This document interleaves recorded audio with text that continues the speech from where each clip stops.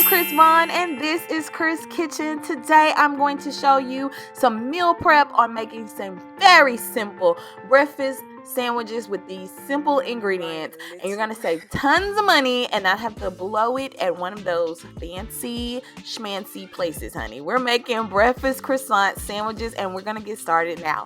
So I'm using 2 pounds of breakfast meat, ground breakfast meat. You can use turkey or pork. I'm using pork here, and basically I'm just making one big ball and then scoring my meat and then cutting each of those into half so that I can have equal patties. So I'm going to show you how to do that again. I want to make one big ball of meat and then score them and half, and then half of that, and then half of each one of those. So that gives us approximately enough for 8 equal patties. And then we're just going to make balls, like big meatballs, with those little triangular shapes that we made, our pie shapes, in our big patties so that we can have equal size patties.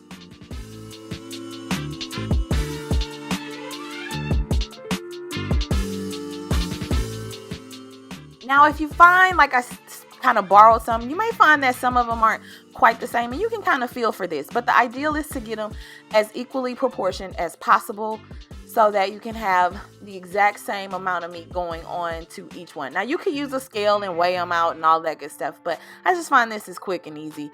And then all we're going to do is take our patties, our balls that we made, and press them down into the patties. Ideally, make the shape of your patty the same as your bun or bread. And in this case, we're using like that round croissant bread. And I picked these croissants that you'll see in a bit up from my local wholesale place. So if that's Costco for you or Sam's Club, whatever the case may be, you can pick them there and they just come in bigger bulk.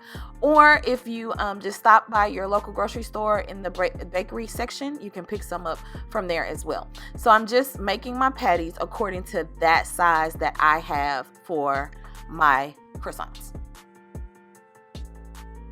Once I finish making all of my patties, we're just going to go into a skillet on medium-high heat, or you can cook these on a griddle. I find that the griddle does work a little faster if you have a whole bunch you need to make, but I'm okay with doing this in a couple of batches. Do not overcrowd your pan. As you saw, I kind of pressed a little indentation into my meat so that it wouldn't like bubble over. Sometimes that happens when you're cooking meat. I saw that on a hack on Food Network, and so I just use it. So we're just going to brown up our meat and let it cook, let it sizzle. Brian Little.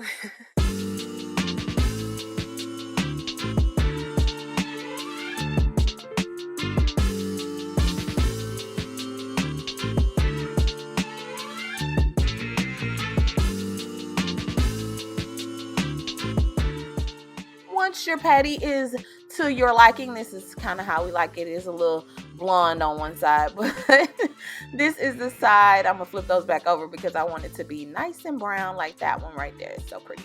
We're gonna just cook those away and make sure you're draining these on paper towel like so. Now all we're gonna do is take our croissants and cut them kind of bagel style, I guess. But I'm not gonna split them in half. I'm gonna cut it all the way until I get like just about there so that it's like a fold over situation. I'm gonna place a piece of our patty down and then a slice of cheese. Don't worry, when you heat these back up in the microwave for about 30 seconds, that cheese will melt right perfectly onto your sandwich. And so all you're gonna do is just cut those, split them, add your patty, add your cheese, and just repeat.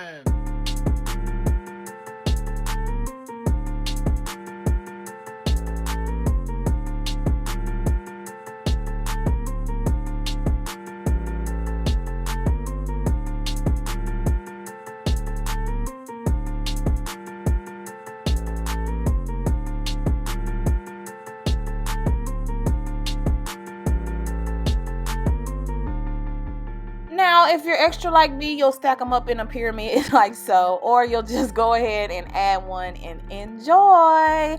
If you enjoyed today's video, please be sure to give it a thumbs up, and make sure, if you haven't already, go ahead and click that subscribe button, because I put out great new videos every single week here in Chris Kitchen. And if you want to see some daily kitchen action, go ahead and join my Instagram over on Instagram under Chris Kitchen. I guess that's it for now, and I'll see you guys next week. Okay, bye.